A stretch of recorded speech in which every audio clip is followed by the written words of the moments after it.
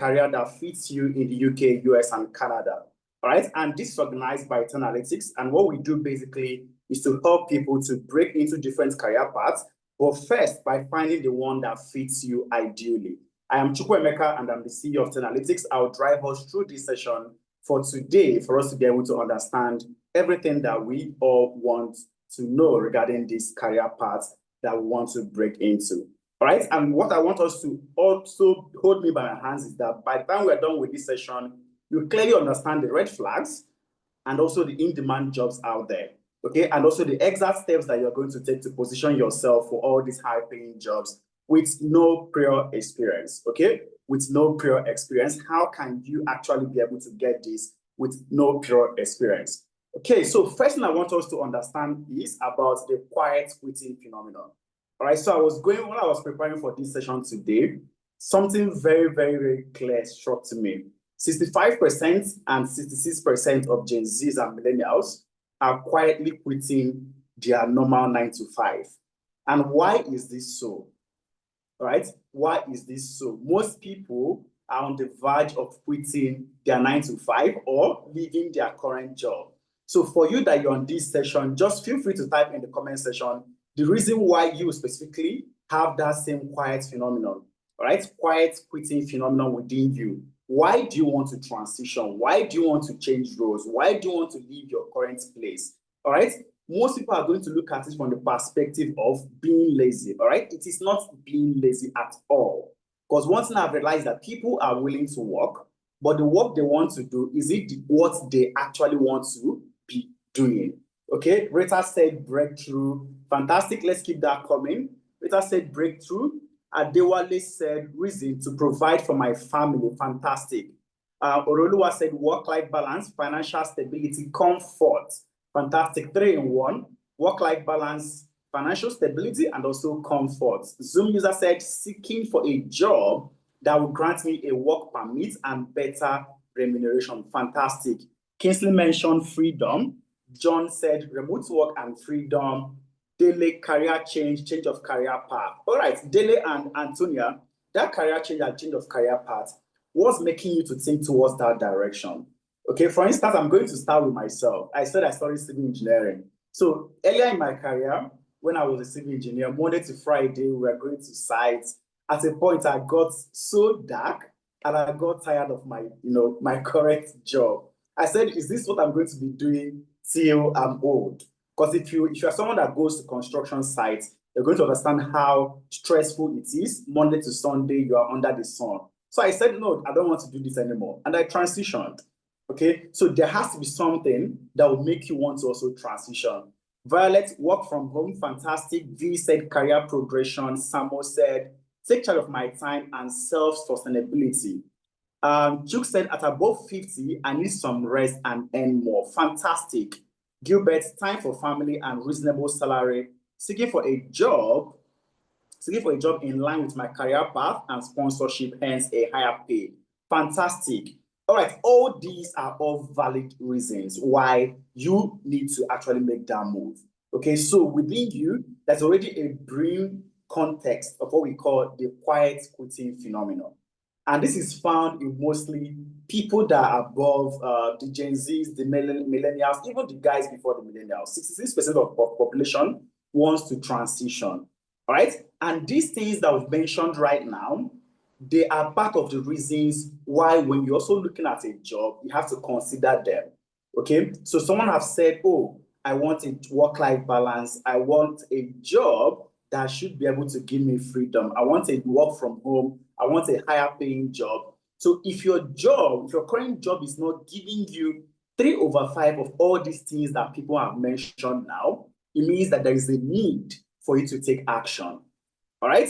So if your job at the moment is not solving 3/5 of these problems, it simply means that there is need for you to find something that is going to give you that sustainability or self-happiness. And number one is better salary. So half of the things that everyone mentioned in the comment section revolved around remuneration, higher pay, I want to be comfortable, and so on and so forth. So this is something that clearly we all need to actually look out for. For instance, I was speaking to my friend that is in Nigeria. She's a copywriter, and she sort of wants to move from a job to another job. Okay. And what they're offering her is way below what she knew that she ought to be paid. All right. Is she going into those roads because, oh, I want to just jump into it? Because clearly, one thing is sure, if they can't give you that what they have at the beginning, there's high tendency that you're not going to get it in the later stages. So better salary is one thing that is making all of us, and it's also something that we have to consider. For instance, as the CEO of Analytics right now, if I decide I want to, oh, let me go back to employment, and someone is giving me something that is not what I'm thinking I can get, is it something that I should jump into? Right? That red flag is already glaring before me. Oh, this is not actually giving you what you need. Right? So better salary is number one. And number two is job security. Right? In the context that we all live right now, in this tech dispensation, do your job offer you security? All right? Or is it a job that every single day when you wake up, you are scared, oh, are these guys going to ask me to leave today? All right? Is it a job that you wake up and you're comfortable to go in and deliver? So these are things that you have to ask yourself, and just work with me. If 3/5 of what we have here is not met in your current job, then there is need for you to start seeking for something else right now.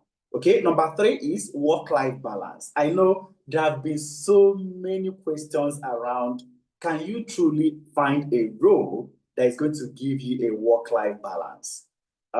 Can you truly find a role that is going to give you the work-life balance that you desire? Some are going to answer yes, some are going to answer no. But it's all down to how you also want to shape that exact narrative. Today, I can decide to wake up in Kenya and work from Kenya. Tomorrow, I can decide to wake up from Nigeria. Next, I can decide to wake up from UK. All right. And to some people, this is what they actually want. All right. To some people, they want to be able to, let me be in my house, work from the comfort of my house. And if my child needs any help, I can easily run to my child, assist, and come back to my desk. As of today, can your job give you those things that you are looking for? And number four, very, very crucial, healthy work environment. Healthy work environment. The place that you're currently working, do they have open door policy that you can easily, talk to your line manager, you can easily converse with your colleagues and be able to solve problems? Or is it a place that everyone is heads on, working on their own task, and no single atom of healthiness within the environment? All right, there was a study that I was looking at. It mentioned that we spend more time at work than we even spend at home. Let's assume you do 9 to 5.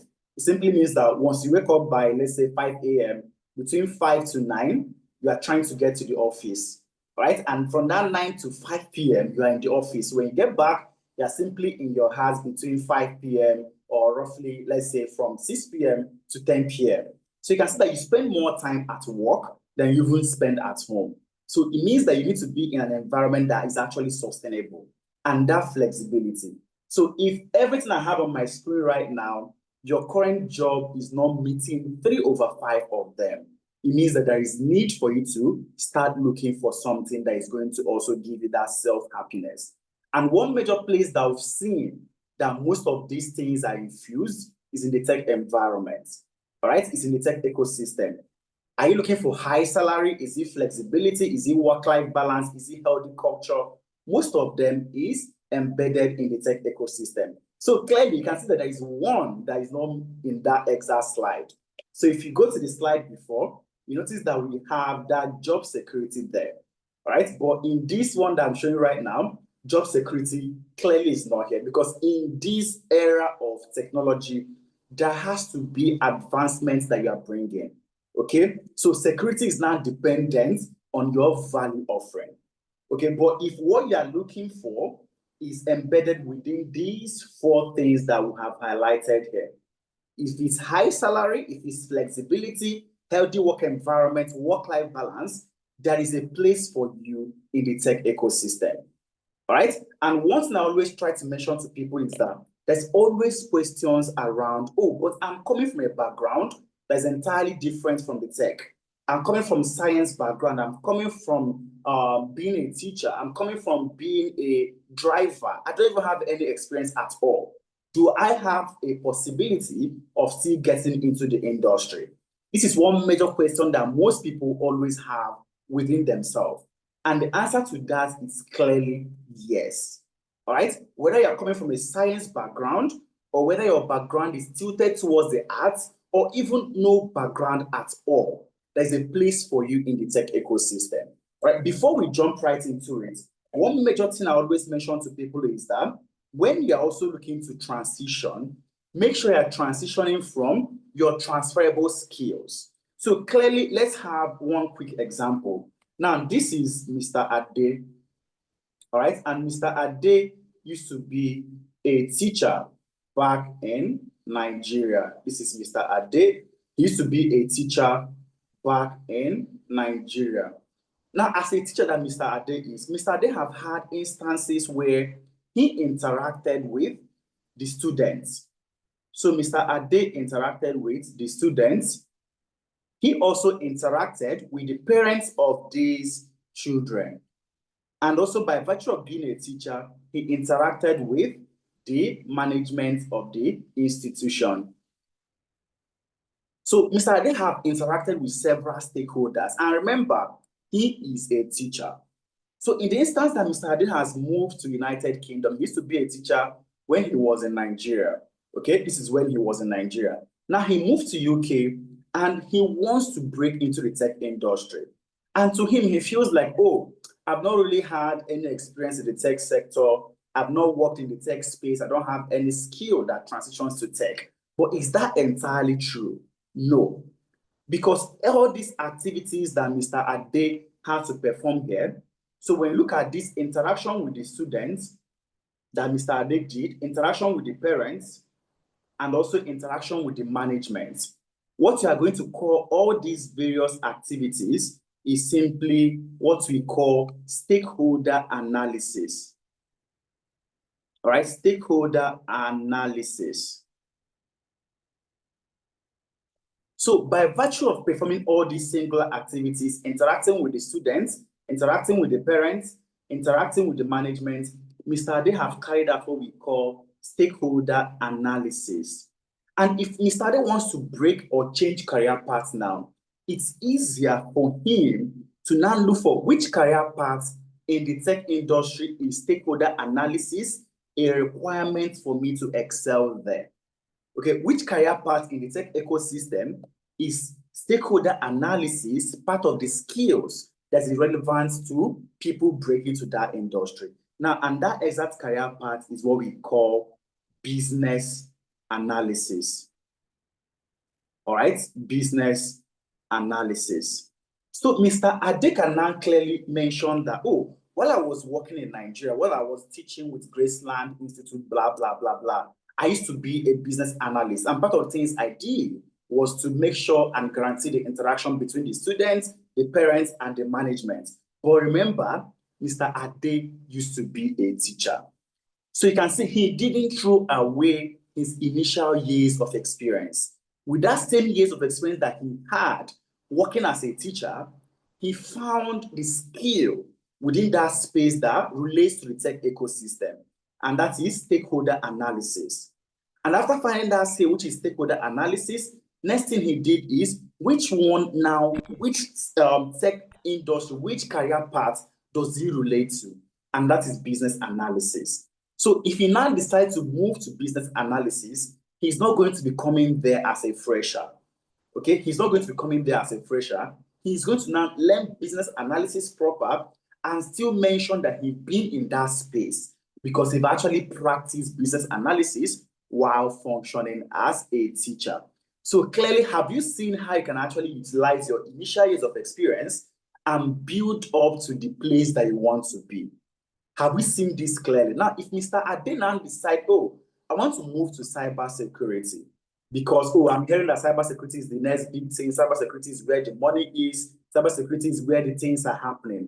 But he doesn't have that transferable skill. It means that two things are going to happen. He's not going to be able to leverage his initial years of experience, and he's not also going to have a transferable skill to that career path. So it is not going to be very easy for him. Are we still following clearly? Are we still following clearly? Are we still with me? Please, I like a very interactive class. Are we still with me? All right, thank you, Dele. Thank you, Oru. Faith, thank you, Precious. So, what does this mean? First thing that you need to find out is what skills do I have that is relative to what the tech people are also practicing? I was speaking to one lady in we had a YouTube live, and she told me, oh, I did data analytics. In fact, she joined our data analytics program in February and got a job in April. And what she said is that I did not leave my sector of the economy. It's still the same supply chain industry that I'm in, but now I'm working as a supply chain analyst. And one thing that happened to her was that when she went for interview, she was asked, okay, can you use Excel? She said, of course I can use Excel, because she felt like it's not a normal entry that everybody is using. But the question they asked her was very, very simple. How many rows and how many columns do you have in an Excel sheet? And she was not even able to answer that. She had to end the interview herself. Right? And remember, this is a supply chain role. So what I also advise people is that even that sector of the economy that you're presently in, there are tech skills that are relative to that industry.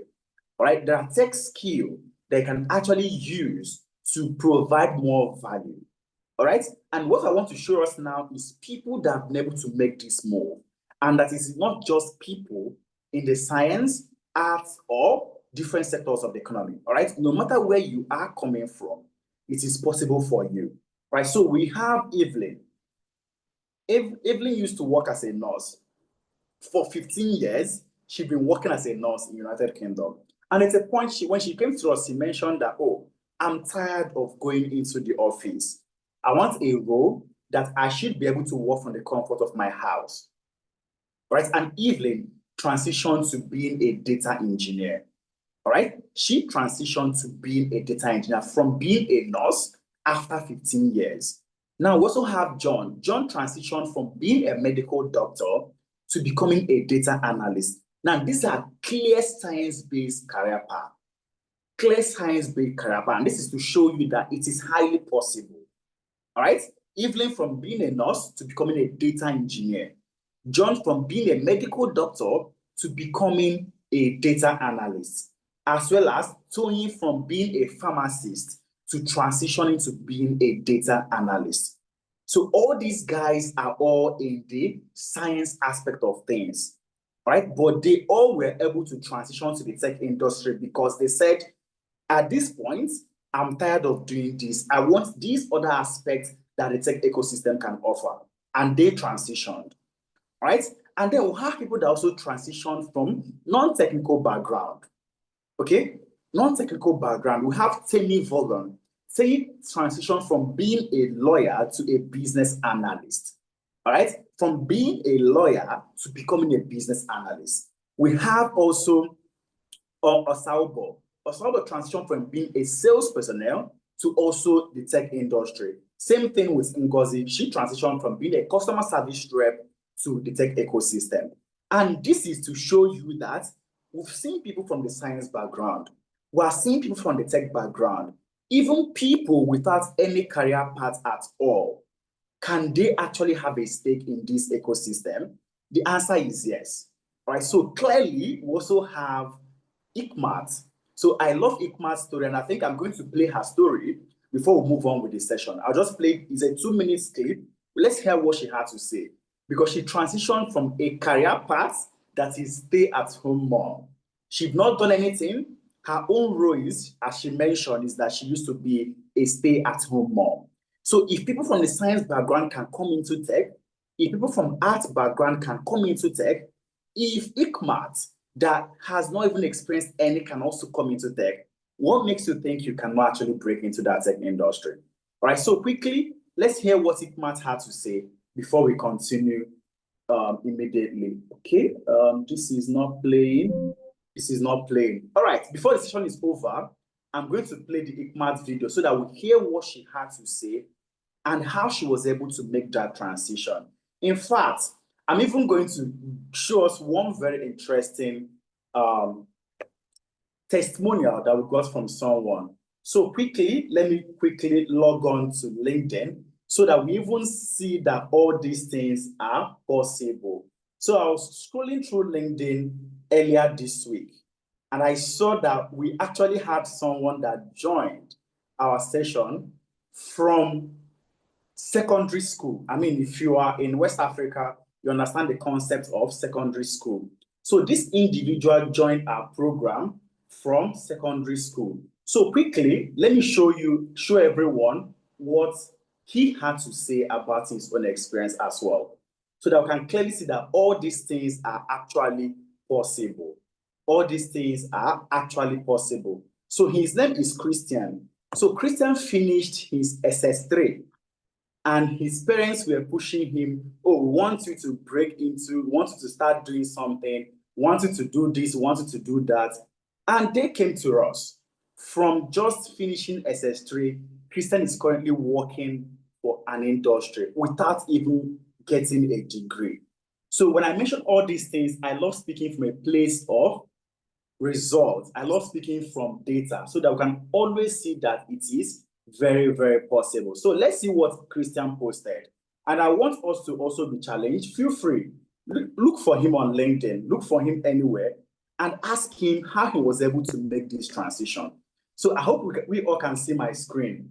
So can we see this young man here? This young man here, let's clearly see what and how he transitioned. So if you go through his LinkedIn profile, you're going to see that he just finished from Honeyland Schools. Okay, there's a feedback from somewhere. Aisha, please do mind meeting that person.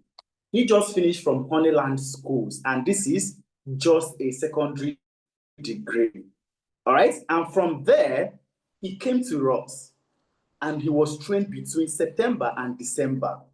And currently, Christian landed a role where he's functioning as a data analyst without even any degree. So this is what Christian had to post after he got the job. So clearly search for him on LinkedIn, see his own post, see his own testimonial, and know that it is possible for you to do this.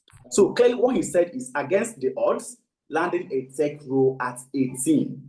So in a world where tech seems complex and so on and so forth, I'm grateful that my own journey into it began with a seed of belief planted by my older brother. Yeah, it was his older brother that brought him to us. So read the story. But what he said that caught my eyes is that in September 2024, I was 17 at that time. My senior brother, who has always encouraged me to aim higher, saw potential in me and asked him to do data analytics. Now, let's go down. By December 2025, he completed the training, and by February of 2025, he began his internship. And if you scroll down, you're going to see that he received a message from Market Trend International inviting him for an interview as a data processor. And he was able to land this role at 18. And clearly, he attached his offer letter and so on and so forth. So the reason why I'm showing us this is so that we can know that all these things is not rocket science. It is possible, all right? It is possible, but it's important that you look at it from where do you have transferable skills? Which inherent skill do you have that you can easily be able to break into the industry with? All right, are you someone that you don't like interacting with people? Are you someone that you're running from coding? Are you someone that you love to be a leader? There's a place for you in the tech industry. But when you don't key into it from that exact path, then you're going to have a challenge. iPhone is saying that I can't go back to a 4-year degree. Of course, this is not a 4-year degree. All right, it is not a 4-year degree. It is a program that within a space of time, you can actually be able to learn the skills that you need. And how were these guys able to do this? How were they able to do this? First is you need to be able to learn. It's important that you learn the skill. Like I said, I was speaking to Christy. Yeah, I was in a YouTube live with Christy a couple of days back. And what Christy mentioned is that in her CV, in her LinkedIn profile, she said that she is a data analyst. But she'd gone for an interview. They've asked her, how many rows and columns do we have in Excel? And she stuttered. She was not able to answer it. So first thing you need to know is you need to learn the skills. and which career path is actually in demand. This is not a time where you are going back to school and you're learning a 4 year stuff or a 6 years program. Is there a career path that is going to give you what you desire? All right. So you need to make sure that you are learning the in-demand skills. All right. And after that, very, very important, you need to package yourself. You need to package yourself. So I always, use this testimonial. I traveled to Nigeria because we're trying to do a couple of collaboration with some universities in Nigeria. And one question that, how VCs, that's the vice chancellors of universities, how they always look at people that are quite young. He asked me, young man, how many years of experience do you have? I simply turned that question and said, oh, our management team has close to 50 years of experience. Myself, I have over a decade, my co-founder over a decade, and of course, our founder close to 20 years of experience. And with that simple packaging, I was able to give him what he was looking for. But if he asked me how many years of experience do I have, and I simply said, oh, I have 9 years of experience, is it enough for him to see that I can provide value and solve the problem that they are having? So packaging is very, very crucial, and it spans around from your CV optimization to your LinkedIn optimization down to your mentorship and interview prep sessions. Okay, so it's not just about learning the skill. It's important that you also package yourself and then apply like your life depends on it. Okay, apply like your life depends on it. And once you're able to use this formula, this is the same formula that the people that transition from nursing to tech, the medical doctors, the pharmacists, the customer rep people, the lawyers, even people without any experience. It's just very simple. But can you actually bring out a space of time, 3 to 6 months, and learn all this skill? Learn, package, and then, of course, apply. We have Ngozi. Ngozi used to be a HR back in Nigeria. And when she moved to UK, like we all always do, it's always easier for us to, break into the care support work. So she also started working as a carer. But at a point, she asked herself, is this what I want to do all through my stay? Is this how I can actually be able to build the life I want for myself? And she joined our own program in March 2024. She also, her CVs and her life was packaged. She applied vigorously. She applied vigorously. And also in July 2024, she was able to land a role as a business analyst working remotely from Huddersfield in UK. All right. And that is just 4 months after completing her own program. So, how do you need to learn? What do you need to learn? Okay. So, first thing I always mention to people is that there is a lot of noise outside there. All right. So, you need to be able to tune it down and find the one that speaks to you. So, what we've done from our own side is we've analyzed several job boards, the ones posted on LinkedIn, Indeed, Glassdoor, several jobs that are out there. And then we'll look at the World Economic Forum report to find out which career paths are actually going to be in demand, which career paths are actually going to grow in the next coming years, which ones are AI going to take over. And from there, we identified a couple of careers. Then lastly, we'll pass it through what we call regional verification. All right, through what we call regional verification. So if you live in the UK, you know that when it comes to immigration, there's always constant change. There's always constant change around the immigration laws. So you need to be able to be within a space that you are sure that no matter how the government is moving, you are still fully covered. Right? So we have to find which of these careers can you also have that is within the eligible occupation list in UK. Then we'll also look at from the US environment, which one is also offering the highest H1B acceptance rates. So I know a couple of people also are saying that, oh, I want to transition because I want sponsorship. I want to transition because I need a career path that will also give me visa.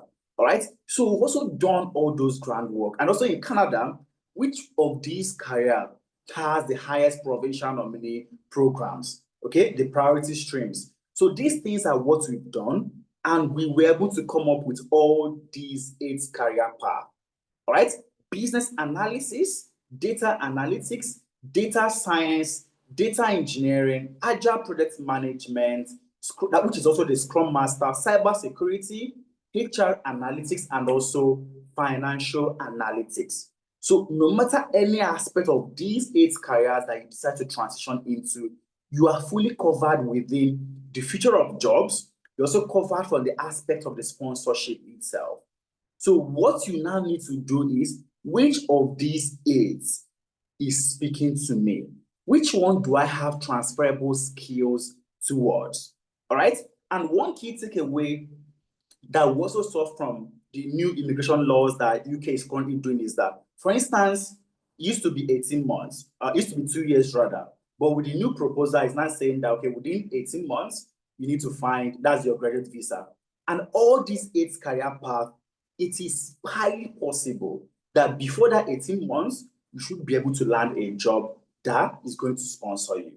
All right. And like we also know, the RQF level that is going to sponsor you now is from 6 and above. Before now, RQF of level 3 should be able to give you sponsorship, which is where the health visa lies. But right now, it has moved to RQF of level 6. And every single one of them is also within that stage. All right? Which means once you have that skill, you can clearly be able to land a job that is going to give you sponsorship. Okay? So one thing I want you to clearly know is that make sure you're transitioning from a career path towards one that you have transferable skills. And let's look at the World Economic Forum report and hear what they had to say. So what he said is that in the next 5 years, by 2030, 170 million jobs are going to be created, and also a lot of jobs are going to be destroyed. All right. So each box that you can see on my screen here represents a million jobs. And all these one in the green segments represent jobs that are going to be created. The one in this red segment represents jobs that are going to disappear.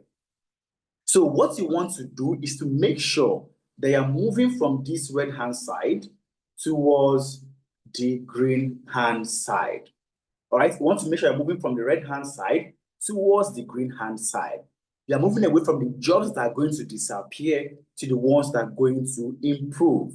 So let's look at all the jobs that are also going to be in demand.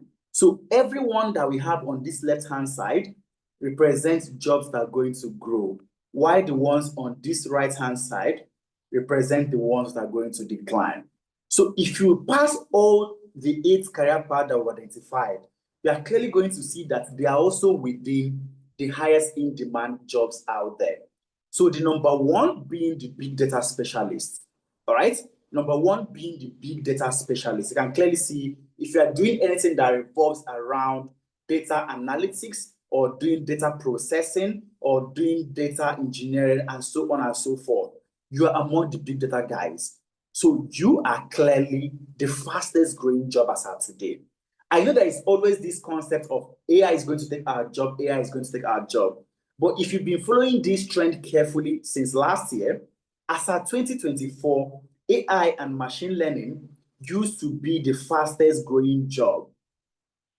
All right. But in 2025 is now the 3rd fastest growing job. So what happened? As of 2024, when all these things started, AI boom and so on and so forth, a lot of data were generated, right? In fact, if you look at the data that was generated in the last 5 years, they said that 90% of data as of now was generated in the last 5 years. So because of all those activities of AI, someone needs to be able to process this data. Someone needs to be able to store it. So immediately, it impacted the demand for big data specialists. So because AI has boomed, now someone needs to process and store that data. So it impacted the demand, and then big data specialists became the number one fastest growing job as of today. Before now, it used to be AI and machine learning. But as of 2025, after the World Economic Forum met and they saw the new data, big data specialists now became the number one. So you can see that if you decide to transition to being a data engineer, you are still among the fastest growing job as of today. Then the next one we also have is data analyst and data scientist. So when you talk about AI and machine learning, it also revolves around data scientists. Okay, and then if you look at this other box here, it's also data analysts and scientists, clearly showing you that they are also among the fastest growing career path. Then the ones in the blue box represent the cybersecurity guys. Can see your Internet of Things specialist, your information security analyst, your security management specialist. They are all revolving around cybersecurity. Okay, you have your business analyst and then the other career path there. So after we analyze all those 8 career paths, we also saw that all of them are within the fastest growing jobs as of today.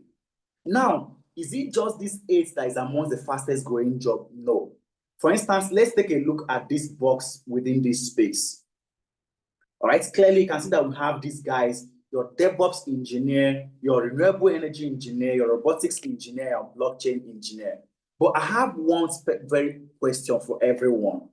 So when we are doing our analysis, we also try to make sure which one is going to offer you ease of learning. All right, which one is going to give you ease of learning? Which one is going to give you ease of transitioning, as well as high paying job? Okay, as well as high paying job. So clearly you can see that all these in-demand career paths, of course, they are going to give you high paying job. The return on investment is very high. But then when it comes to ease of learning, robotics engineer, do you think is a career path that you that used to be a teacher, or you that used to be, let's say, a customer service person or sales engineer, do you think you can transition to be a robotics engineer within a space of 3 to 6 months? Let's be honest. Do you think you can be a robotics engineer within a space of 3 to 6 months? I want to see our response in the comment section. Within the space of 3 to 6 months, do you think you can be a robotics engineer? Nobody saying anything? All right, thank you, Desire. Thank you, iPhone. Thank you, Susan. Thank you, Blessing. Right, I love that you guys are being honest. So the answer is clearly no, big no. Right, that is why we don't offer it. But what you can see today is that someone can come and tell you, oh, robotics engineer, because of the advancement of AI and so on and so forth, is the place that you are going to be in. But if you now get into it, you are going to be stuck with for the next 18 to 24 months before you can actually become someone that can be able to land a job. Now, the question is, do you have 18 to 24 months to land that job? So that is why clearly it is not amongst the career path that we offer. Okay, it is not amongst. Is it a very lucrative industry? Yes. Is it going to take you time? Yes. All right. So you need to make sure that you also get into a career path that's going to offer you that. Joy asking if we do anything around blockchain dev. No, we don't. And if you also look at this same explanation I use for robotics, you can see blockchain developers is also amongst the fastest growing career paths. All right? It is in demand. Okay, but is there a career path that you can get into within a space of 3 to 6 months? The answer is no. I have a friend, she's already in the tech industry and she's trying to transition to blockchain development. And she's been in that process for more than 2 years now. And this is someone that is already in the tech industry, trying to transition to be a blockchain developer. She's been in that process for more than 2 years now. So when we don't offer some career path, it's not because it's not lucrative. It's simply because the fastest ones, it may not be amongst them. All right. So blockchain development is great. Is it going to give you high return on investment? Yes. Do you have transferable skills easily into it? No. Is it a career path that you're also going to have that ease of learning? No. So that is why we don't offer it. And we only offer those 8 that we are sure people are easily going to learn, have easy transferable skills into them, and of course, have a high return on their investment. So like I said, this right-hand side represents career paths that are declining. So if you look closely, you can see these are the fastest declining career paths as of today. The fastest ones is revolving around everything clerk, postal service clerk, bank teller clerk, data entry clerk, and so on and so forth. These career paths are the fastest declining ones as of today. So remember, you need to make sure that you move away from this right-hand side towards this left-hand side. All right. So what you may want to do for me, for everyone on this call, is make sure you fill the attendance form. All right. Once you fill the attendance form, if we are done with this session, we are going to send this slide to you. Okay. So they can have access to it and look through all these career paths and see the one that you are going to move away from and the one that you need to get into. Okay. Once you get the slide, simply click here and you're going to have access to the full report. Okay. Simply click here and they have access to the full report. Okay, make sure you fill the attendance form so that you can actually be able to have access to this slide. Now, remember, I mentioned just 8 career paths, but of all these 8 career paths that we've talked about now, how do you know the one that you need to break into? How do you know the one that you have transferable skill into? So what we've also done from our own side is to have a quiz that once you take it, you can easily be able to find from the answers that you've given, which one is speaking to you. Okay, which one is speaking to you more? For instance, you are someone that you love interacting with people, you love serving as a leader, it means that you're going to have high inclination towards agile project management. All right, so let's take this quiz within the next 1 to 2 minutes. All right, take this quiz so they can find out the career path that is suitable for you. You can scan the QR code I have on my screen, or you can simply click on the link that I've also dropped right now. Okay, click on the link that I've dropped or scan the barcode, and you are going to take the quiz and find the one that speaks to you. So easily, let me just click on it so that I can show you guys how easily can I actually take that quiz. Once you click on it, it's going to bring you to this exact link, okay? Once you click on it, it's going to bring you to this link. So I've dropped the quiz link also for all of us to have access to it. Okay, I think it has not reflected. Just 1 second, guys. All right, okay, my colleague have dropped the quiz link. All right, so with the quiz link that my colleague Yanulua just dropped, once you click on it, it's going to bring you to here. What it's asking you is that you're not sure what tech career path that suits your personality. Get started by taking this quiz. So once you click on it, simply it's going to give you a couple of things. Oh, it's giving tech error and so on and so forth. Now let's get into it. So first I need to put my name, which is Chukwuemeka Iba. So let me put my name, Chukwuemeka Iba, and let me simply use this number. And then my email address, Chukwuemeka at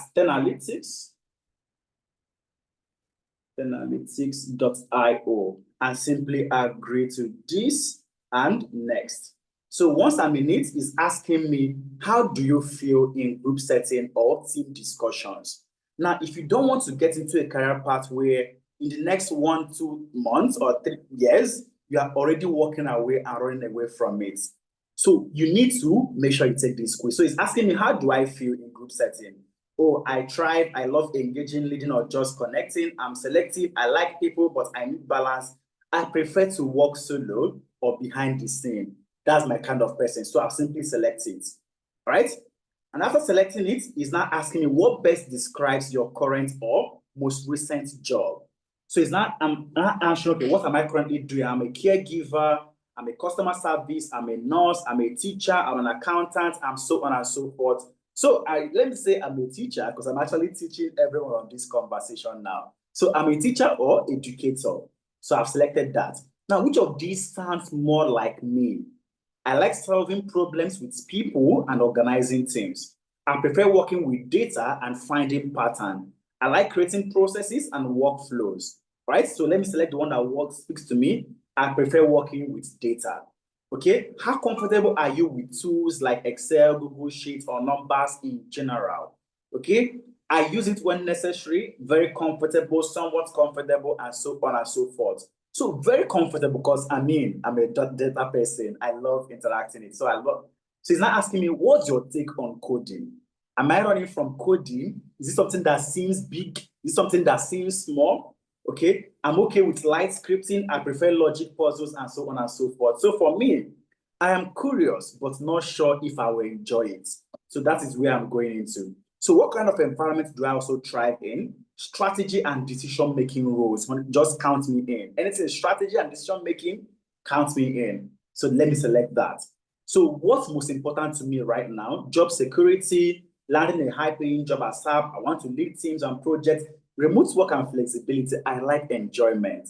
I want to wake up from Nairobi tomorrow. Next one, I'm waking up from Johannesburg. Next one, I'm in Greece. That's the kind of thing I want. So let me select it. All right, so I've selected that. and then it's asking me for next. Now, clearly, what kind of impact do I want to make? I want to do so and so. I want to lead organizations. I want to change and blah, blah, blah. Now, it's asking me, now for these ones, even if you don't understand what those career paths are, just move with the one that is also tilting towards what you know. For instance, let's say I'm actually tilting towards more of data person. Okay, I selected data and then I just simply tap here. So once I tap there, it's telling me I am the analyst. From all the responses I've given him, I am the analyst. I have sharp eye, pattern driven, allergic to confusion, and so on and so forth. So simply, the career path that my personality tilts towards easily is data analytics. So I can go on to now decide to break into data analytics, or I can go on to say, I want to book a free call to speak with someone one-on-one so that someone can actually understand me also and know whether I've made the right choice. Simply click on that book a free call and you're going to have access to someone personal to be able to have conversations with. So let's quickly take this quiz and let's drop the responses that we are getting. Let's quickly take the quiz and let's drop the responses that we are getting. Let me see the people that have actually gotten a career path that they can be in. Aurelia said, Scrum, fantastic. The Scrum Master, you are our leader. Okay, let's keep it coming. Let's keep it coming. I have a lot of questions here. Just stay put. Once I'm done with everything, I'm definitely going to answer all those questions. Okay? I'm going to answer all those questions. Okay, Oroluwa said Scrum.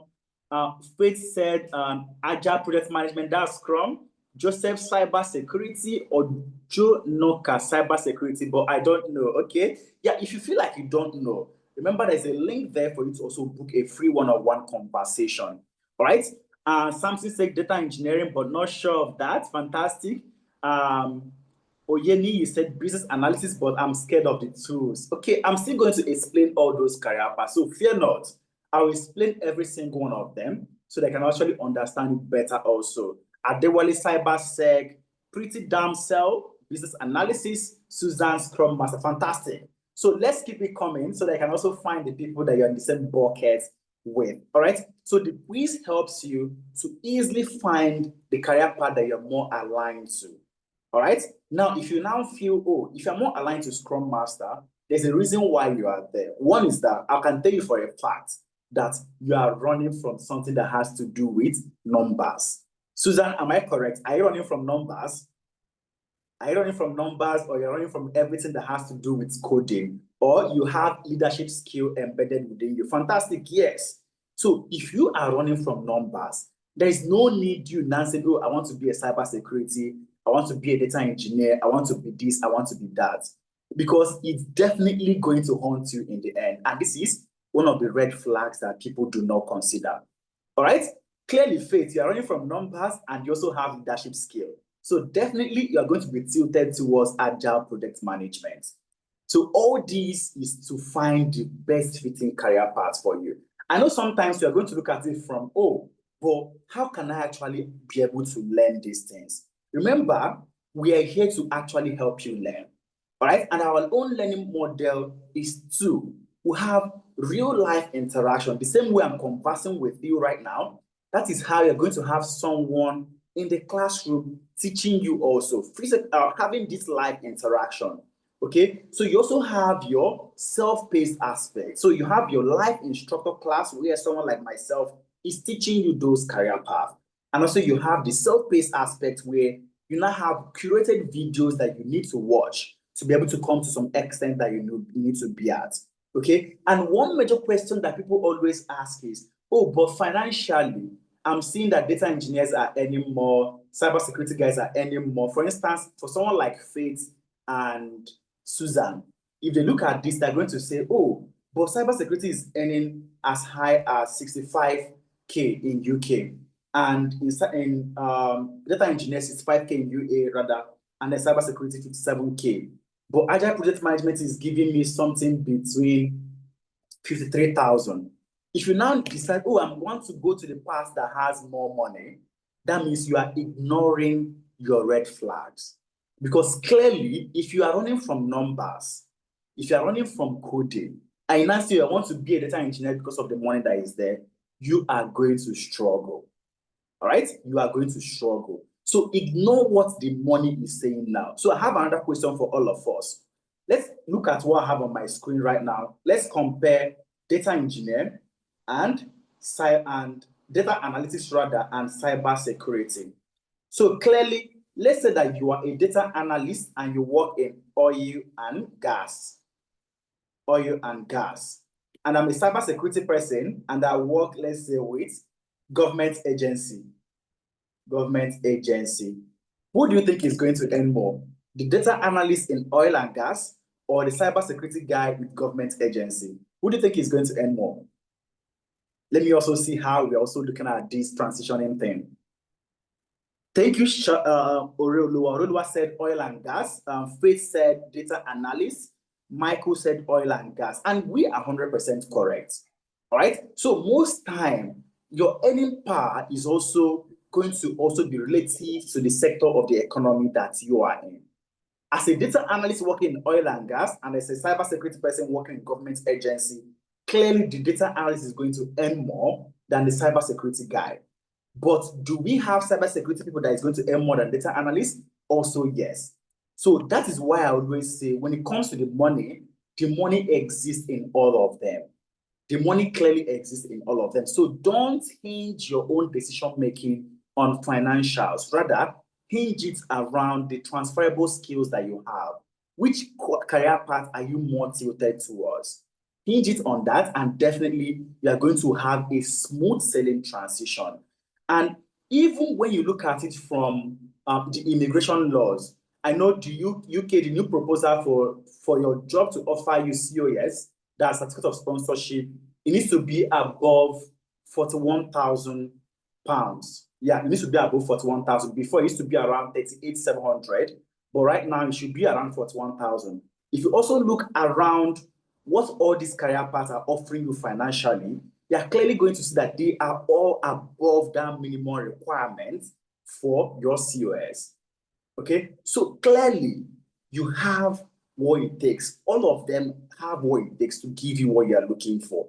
So your own decision is now around transitioning from a transferable skill to harness your initial experience and then use it to break into the tech industry.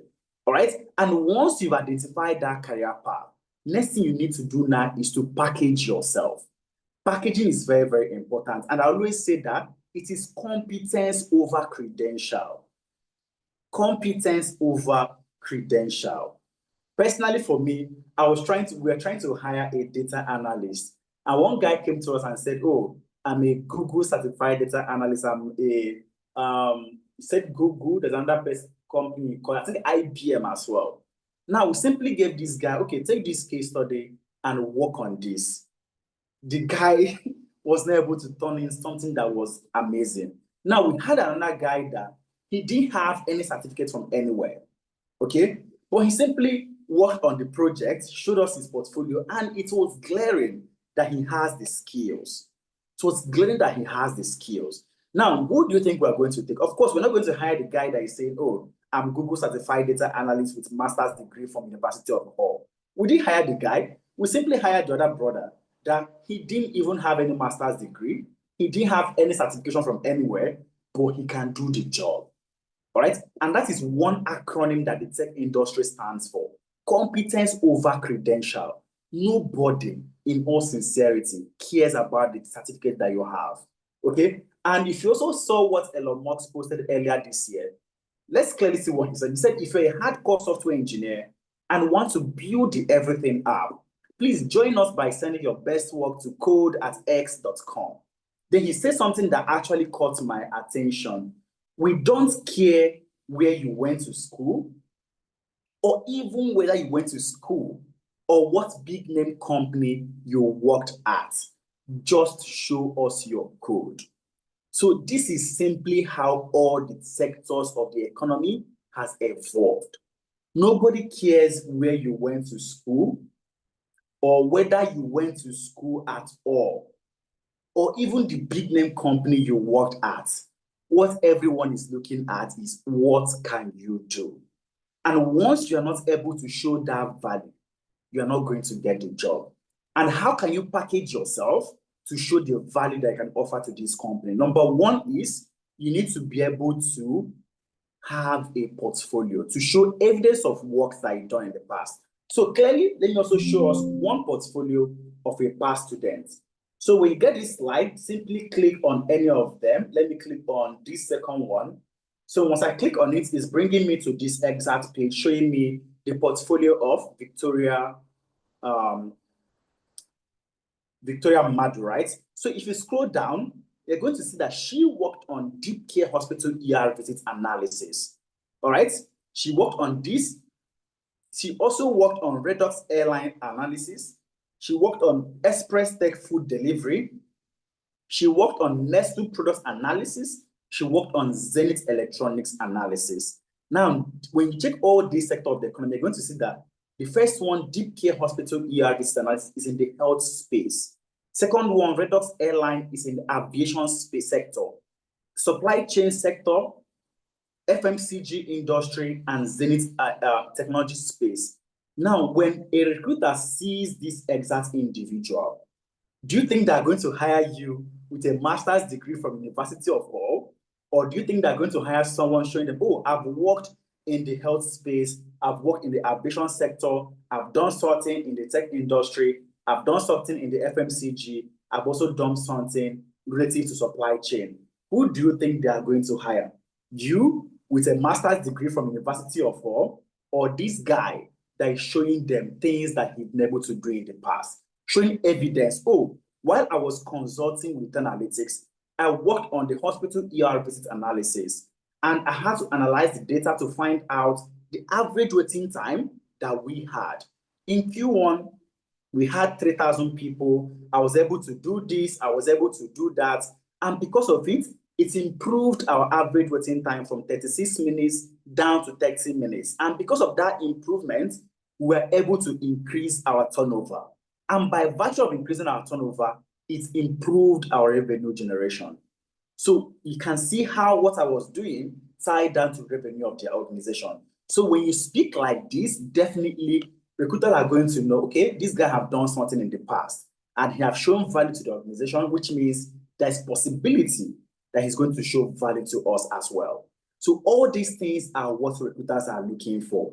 So with your master's, PhD, specialization in this and that, if you don't have evidence of what you've done in the past, there are little to nobody that is going to look towards you.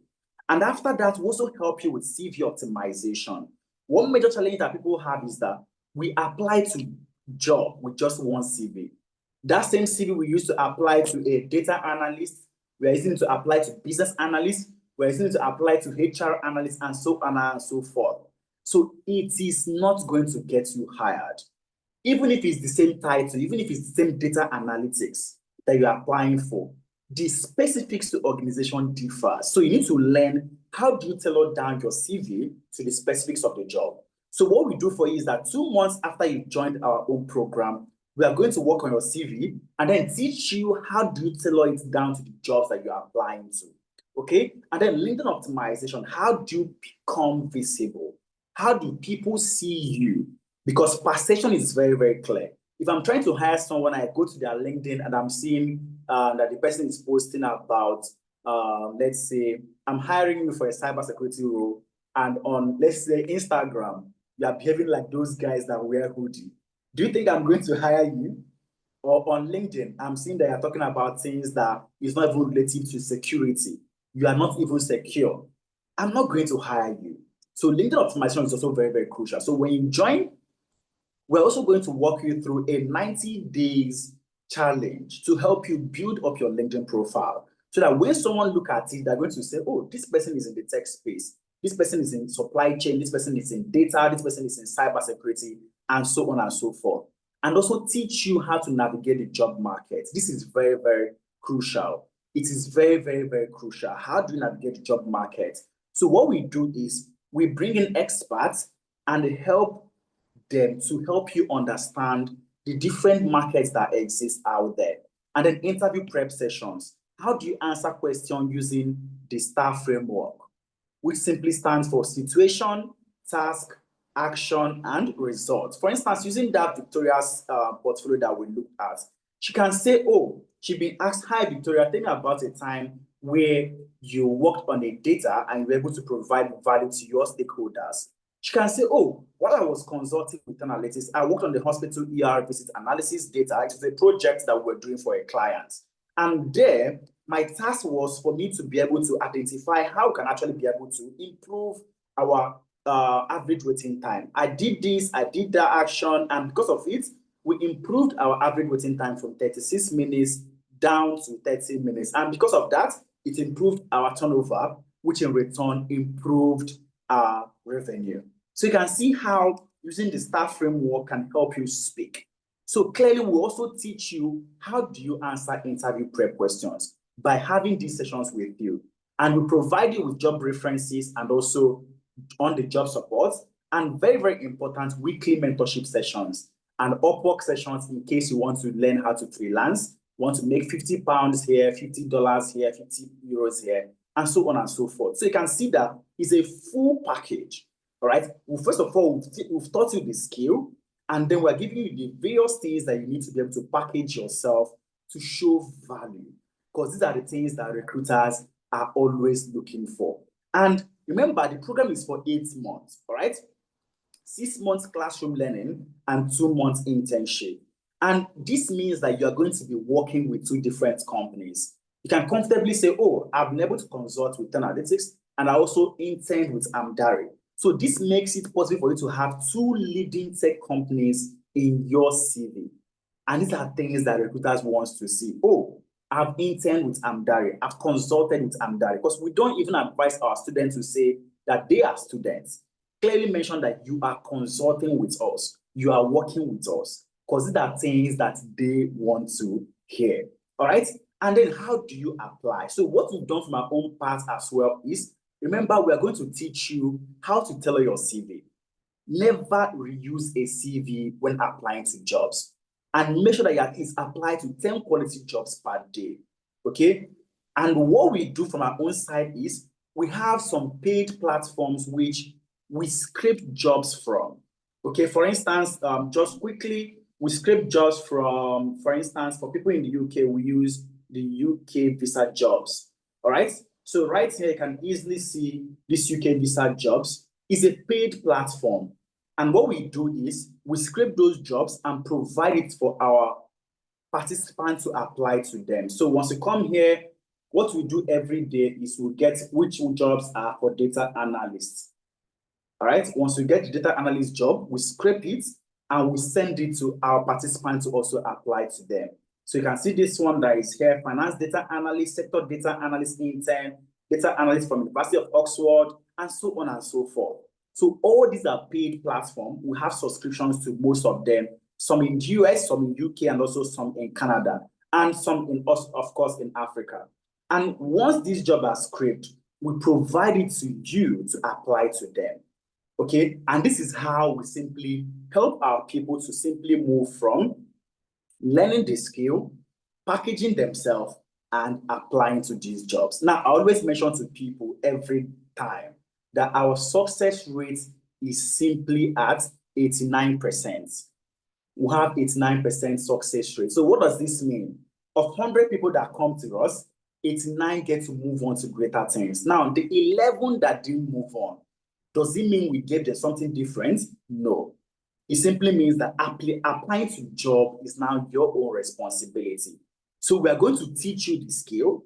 We are going to package you. We are going to provide you all those jobs to apply to. But the responsibility of applying to those jobs simply rests solely on you. All right? So you've learned the skill. You've been taught how to package yourself. And you are now responsible for applying to these jobs. And once you're able to apply this formula, next thing you're going to see is that you've got the job. There is no rocket science to these things. There's no rocket science to these things. So where most people actually fall off is in the application phase. Oh, you've learned, you've packaged yourself, you're now applying. You got your first no and you got discouraged. No. Even we have close to 5 years of corporate building experience. There's some contracts that we're going to go for. And we're going to get, no, we're not stable for this contract. We have given it to a different person. All right. So that no is going to come. It's now your ability to move beyond it and continuously push that is going to make you different from every other person out there. Now, we have a lot of success stories. You can see the Ikmat. Ikmat moved from being a stay-at-home mom to being a data analyst. Ramat from being a customer success person to being a business analyst. Toyin from being a pharmacist to being a sustainability analyst as well. Lois from being an accountant to becoming a business analyst. So there's always a place for everyone. Remember, please fill the attendance form so that you have access to this slide. Once you get this slide, feel free to look at everyone's success story and then be able to see the one that you can easily now key into. There is definitely a success story that is going to speak ideally to you. We may not have time to speak about all the success stories, but there is one for you. I think the only one I just want to touch on is the recent one that Mary got.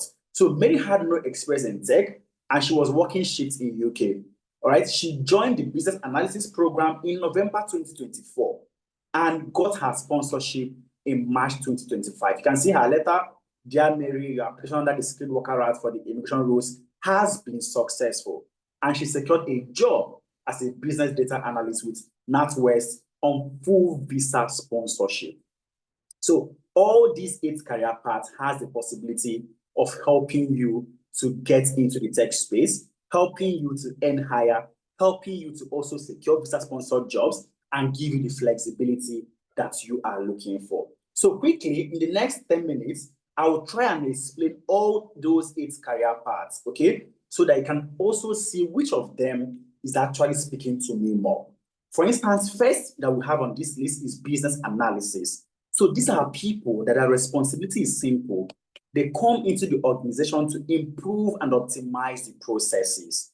All right, they make sure that everything is optimized beyond the way they saw it. And these guys are always in meetings, they're always interacting with several people, several stakeholders. So if you are someone that you are not verbally comfortable with speaking to people, you should run away from this part. So business analysts, they are responsible to make sure that communication flows seamlessly between the non-technical stakeholders and the technical stakeholders. Okay, they make sure that communication flows seamlessly between these guys. All right, non-technical stakeholders can be your CEOs, your CFOs, your COOs, all the C's that you can think of. Then your technical stakeholders can be your data analyst, your software engineer, your front-end guys, back-end, making sure that information is flowing seamlessly amongst these guys. So the things that you're going to be learning includes Excel, Power BI, and SQL. So why this is here is because we realize that recruiters are now looking for business analysts that will be able to also interpret data. Okay, so they're looking for business analysts that should be able to interpret data. So clearly you can see that as a business analyst, you have one arm towards data analysis. And then you also have what we call process mapping, which helps you to identify those stages that needs to be improved. You need to learn how do you map out your processes. Then project initiation planning and agile and scrum for projects, which tilts towards project management. So you can see that business analyst has also one leg towards project management. And then you have your core business analysis career path, which is then your software development life cycle, requirements fundamentals, elicitation methods, stakeholder analysis, and so on and so forth. So clearly, you can see that when you are done as a business analyst, you can decide to apply to jobs that exist in data analytics, you can apply to jobs that exist in project management, and of course, can apply to roles that exist in your core business analysis space. So next one is agile project management. So these guys are simply people that are not doing anything coding. In fact, we call them the no code area in tech, no code area. So they're not doing anything mathematics, anything calculation, anything data related. No, they are not. All right. So these guys, their responsibility is to lead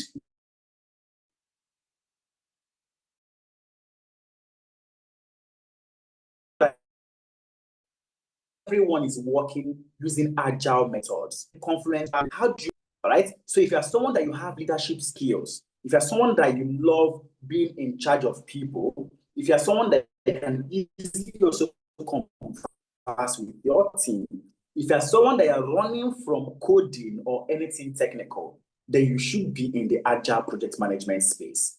All right. I hope we all understand these two guys that I've explained. Now, next one is the data engineers. The data engineers. Now, when we talk about data engineers, these guys, they are people that I prefer to call them the plumbers in the construction industry. So they're responsible for building pipelines to make sure that data flows seamlessly, flow easily. For instance, as of today, when you come to your mobile app, banking app, anyone, once you click to check your balance, it's called up and the balance shows. That's because someone has built the pipeline. The same way that a plumber builds the pipeline architecture for water to flow in the house. Once you open the shower, water run, tap, water rush, anywhere water flows, okay, because it's been constructed and the pipeline has been built and is connected to the water source. That's how a data engineer builds the pipeline that connects everything data to be available for you. So these guys are very, very heavy on coding. All right. There's a very, very important process that they perform, which is ETL, extraction, extraction, transformation, and then loading. So they extract data from the source, they transform it in the IDL, which is the integrated development environment, and of course, they now load it to a database. Remember, they are very, very heavy on coding. They are heavy on coding. So if you want to be in the career path where you're just in the back end, building those pipelines and making sure that data flows seamlessly, then you should be looking towards data engineers. Next one we have is the data scientists, right? We have the data scientists. Now, these guys are responsible for making sure that data, whether it's descriptive analytics, diagnostics, or predictive, most importantly, predictive. So their responsibility is to make sure that they tell you the future and tell you what is going to happen by building models to help you answer this. All right? They build models to help you answer questions from data. All right? So a data scientist have coding skills as a necessity also. So let me write it again. So you're going to be performing descriptive analytics, descriptive, diagnostic, and then predictive. So this is simply what happened, why did it happen, and then what will happen in future. So if you look at the first four things that they are handling, it is all tilting towards data analytics. Statistics, predictive analytics using Excel, Tableau, and also SQL. It means that a data scientist can function fully as a data analyst.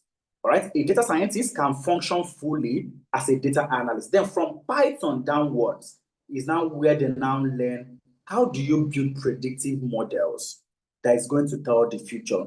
How do you build those models that is now going to help you to answer questions? For instance, you are looking at me right now. I have a background, okay? There is something that's been coded, which is computer vision related, and it's part of what data scientists do, right? And that vision is just simple. Recognize my face and disregard everything that is behind me. Use the backdrop to cover it, all right? So these are all activities that data scientists perform. Then the data analysts are simply guys that come into the business to tell you, this is what happened, and this is the reason why it happened. So they answer just the descriptive and the diagnostic. All right, so the data analysts also answer these two questions, descriptive and diagnostic. The difference is now that they don't go towards the predictive aspect. They are not writing code. All right, their responsibility is to tell the business this is what happened and this is why it happened. For example, let's say that last year that analytics we had a revenue of $100 million. Well, let's not go there. Let's say $1 million. Okay, we had a revenue of $1 million. And the data analysts have told us that, oh, the $1 million we made 500K from the US market, we made 200K from the UK market, we made under 200K from the Canadian market, and we made 100K from the rest of the world. Now, this is just what the data is telling us, how we made our 1 million revenue. Now, it is not enough. The analysts have just told us this is what happened. We expect the analysts to also tell us this is the reason why this thing happened. For instance, let's assume that he now started looking at other data that the company was analyzing, and he saw the marketing data. And from the marketing data, he noticed that we spent, let's say from the marketing data that we spent, so let's say 500K from the US, 200K from UK, 100K from Canada, and then 200K from Canada, and then 100K from the rest of the world. And then from our marketing data, he now noticed that we use 50% of our marketing budget in US alone, and then use 20% in Canada and UK, and then use 10% for the rest of the world. So you can now see a correlation between our revenue and our marketing budget. So in the event that we now say we want to improve our revenue from the rest of the world, it simply means that we should also start looking at considering increasing the marketing budget for the rest of the world, because there's a correlation between it. So he told us this is what happened, and this is the reason why it happened.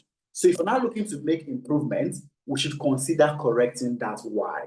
So you can clearly see how the data analyst also is helpful in the business. Now we have the financial analyst and also the HR analyst. And these are simply, financial analyst is a data analyst that has specialized in financial data. All right? Financial analyst is a data analyst that specializes in financial data, while HR analyst is a data analyst that also specializes in people data. So let's say maybe before now you used to work in the banking space, financial space, and you want to still be in the tech industry. The easiest pathway for you is through financial analytics. And maybe you are a people's person that used to be a HR back in Nigeria, Ghana, or South Africa, and now you are in UK or US or Canada.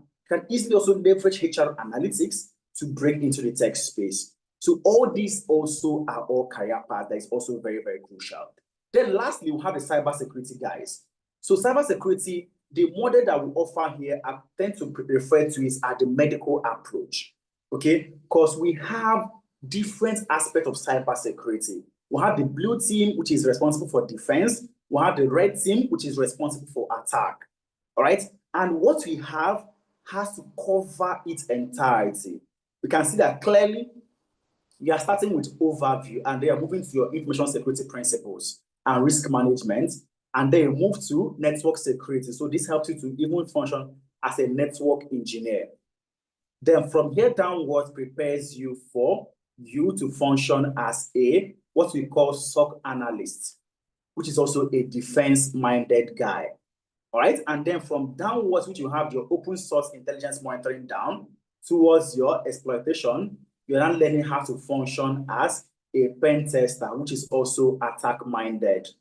Then lastly, we have GRC, which revolves around governance, risk, and compliance. So what we do is that everyone coming into cybersecurity gets a taste of all these things. And remember, it is all a practical-based class. All our programs, they are all practical-based class. So you are going to be learning how to utilize all these tools that you see on my screen to perform all these activities. For cybersecurity, you are going to learn all these things within your own 6 months of learning. Then when you move to internship, you can now decide where to specialize. Okay, so 6 months of classroom learning and then 2 months of internship. So for all these programs that I've been talking about before now, how are you going to be learning? What's your duration like? So your duration is 8 months. You're going to be learning 6 months in the classroom, learning all those practical aspects of all those key learning points for 6 months with analytics. And then for the next 2 months, you're going to have your internship experience with Amdari. But remember, within these 6 months of learning, people land jobs. Within 2 months of learning, you are expected to start applying to jobs. So from your second month, we expect you to be qualified to land a role. Some land in 2 months, some land in 3, some land in 4, some land in 6, and some land even after their own training. All right? There is no formula for these things. It all depends now on how are you judiciously applying to those jobs. All right? So 6 months classroom learning with analytics, and then 2 months internship experience. Then the class is only on Saturdays. All right, it is only on Saturdays where the morning class is by 11 a.m. to 2 p.m. It is suitable for people in Europe and Africa. All right, by 11 a.m. to 2 p.m. suitable for people in Europe and Africa.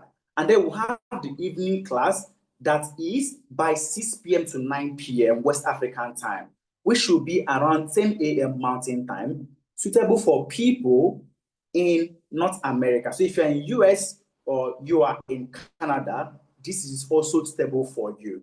So no matter the time zone that you are joining from, there is a class that can work for you, right? It can only be in one class, either the morning class or the evening class. And then you also have self-paced videos that you're expected to watch. So in a month, you are definitely going to have a live interaction with your tutor at least two Saturdays. Then the other Saturday, you might be having a drop-in session, you may be having a capstone presentation, or you may be having or expected to watch your Watch Me Do It video. So all these things are what we put into place because we know that 99% of people coming here, we are also working. So how do you work effectively and also learn effectively? That's why it is designed to be just Saturdays, all right? Then during the week, we'll have mentorship sessions and maybe interview preps and CV optimization sessions. All those packaging aspects that you see that is there now happens during the week. Now, it mostly happens on Thursdays. Now, it can be on 10 p.m. West African time, and it can also be by 8 p.m. Mountain time. All right, so if it's by 10 p.m. West African time, we expect people in Europe and Africa to join. But if it's by 8 p.m. Mountain time, we expect people in North America, that's Canadian and US people, to join. Okay, but one thing is certain, all these sessions are always recorded. So even if it's a North American session, and you're not able to join that session, it is recorded for you that you can always go back and watch the video. If it's a West African time session that you in North America you couldn't join, it is also recorded for you that you can always join. But for any session we have for North America, we also have it for the Europe guys. So to make sure that it is evenly distributed. And for all the classes are also recorded that even if you miss a class, it is always recorded that you can go back, log into your classroom and watch the recorded version of the class. Okay, so even if you miss a class, the recorded version is always there. And all this thing is a lifetime access, all right? You have a lifetime access to this. Now, I know some people are asking me, okay, what about Germany? What about people in Sweden? What about people in Australia? Now, the truth is that these two time zones actually suitable for everyone. So it's either one is your morning or one is your evening. So you have to now choose the one that works for you. All right. For instance, someone in Nigeria can even decide, oh, even on Saturdays, I go to work in the morning. So I want to be in the evening class, which is by 6 p.m. Of course, you can be in that one. So because of your location, you're not confined to saying, okay, you must be in your time zone. No. If you are someone that you like to learn, for instance, you're in Canada and you prefer to learn maybe around 5 a.m. or 4 a.m., then that morning class will actually be suitable for you. So what we've done is that you can easily decide which one suits my own lifetime, which one suits my own activities rather, so they can easily work around it and make it easier for yourself. But you can only be in one class, either the morning class or the evening class. I can see a lot of questions that people are dropping. Please just hang on. Once I'm done, I'm going to take all those questions. Okay, I'm here. I'm going to take all those questions. Okay, so once you are done with your classes, remember, it's a lifetime asset for those recordings. Even if you miss a class, you can easily go back and log in and watch the recorded class. If you've not taken the quiz, this is another call for you to take the quiz and find the career path that is suitable for you. And I've explained all those 8 courses. And now you can easily say, oh, I'm actually more of a data engineer. I'm actually more of a data analyst and so on and so forth. You can scan the QR code or you can click on the link, which my colleagues also dropped earlier to find the one that befits you. Now, the question now is, how can you get started as at today? How can you get started as at today? Now, what we do is that we have a cohort that starts every first Saturday of the month. All right, so for every first Saturday of the month, we'll have a cohort that is starting. And our next cohort is starting by August 9th. okay? And you have the unique ability to secure your spot because there's a current discount for the first 20 people to join this cohort. So you can decide to click on the link that my colleagues are dropping, but you can also scan the barcode that I have on my screen. So the full amount is $900, but it's currently discounted to $750 for the first 20 people to join this cohort, first 20 people. And you have the option to pay instrumentally, which means you can decide to secure your spot by paying $150 down and then break it down for the next 5 months. All you have to do is simply click on the link that my colleagues are dropping. Once you click on it, it's going to bring you to our main stack link. Now, once you click on that main stack link, you're going to land on our enrollment center. So right there, what you have to now do is to scroll down and look for the one that you want to get into. Scroll down and look for the career path that you want to get into. Oh, I'm more of a leader. I'm treated towards agile project management. Click on register for APSM. Okay. Once you see the one that is speaking to you, click on register underneath it. And it's going to bring you instantly to this page. All right. It's going to instantly bring you to this page. Okay. I think I made a mistake. All right. So once I click on it, it's going to bring me here. And what you have to now do is to select how you want to structure your payments. All right. So remember, it is location based. So if you're in US, you're going to be seeing the pricing in USD. All right. If you're in Canada, you're going to be seeing the pricing in CAD. If you're in Europe, you're going to be seeing the pricing in euros. If you are in UK, you're going to be seeing the pricing in pounds. If you're in Nigeria, you're going to be seeing the pricing in NG. If you're in Ghana, you see the pricing in cedis. All right. So what you have to do is now choose the one that speaks for you. For instance, remember, you have the option to say that you want to pay for 5 months, which means $150 every month. But clearly, I want to point out this thing there. So you can see that it's only 4 seats that is now available for the discount. So because we'll be talking about this from this week, that's when we opened up this discount. And of that 20 discounts, 16 seats has been taken and only 4 seats is now remaining. So once that 4 seats is taken, the price will revert back to the full amount. All right. So what I always advise people is to secure their spot, even with that 1 month instrumental option. And then you can now, be sure that you've secured your spot. So even if the price changes to $900, it's not going to be an issue for you. Now, there's also a catch. If you decide to pay one off, or if you decide to pay in 2 monthly option, you also get a knockoff of extra $50. Right. So what this means is that you can see that the full amount for everyone from 3 months down, that is people that get the 20% discount. But if you are paying one off or 2 monthly option, you get extra discount inside that 20%. So you got to pay only $700. So let's say you want to pay by 5 monthly installments, click to select the one that works for you, and then click to secure your seat. So you're seeing that your first payment is due today. Second payment is due by August 19th. Third one is due by September 19th. Last one is due by October 19th and November 19th. Click to proceed and simply put your name, email address, and then phone number and proceed. So as simple as that. Once you've done that, you fully secured your option. Okay. So like I said earlier, it is easy for you to secure your option from any location that you are joining from, because it picks your location and give you the currency of your present location. So if you're in Germany, it's going to give it to you in euros. If you're in Canada, it's going to give it to you in CAD. If you're in Nigeria, it's going to give it to you in NGN. All right. I hope this explains the entire program for everyone. So at this point, I don't know if there are people with questions. So please feel free to drop it in the comment section, or also feel free to use the raise hand icon, and I'm going to call you up to speak. All right, you can drop it in the comment box, or you can use the raise hand icon, and I will immediately call you up to also speak. But remember, I always advise people to secure your spot, and then maybe you are not sure of the course you want to go for yet.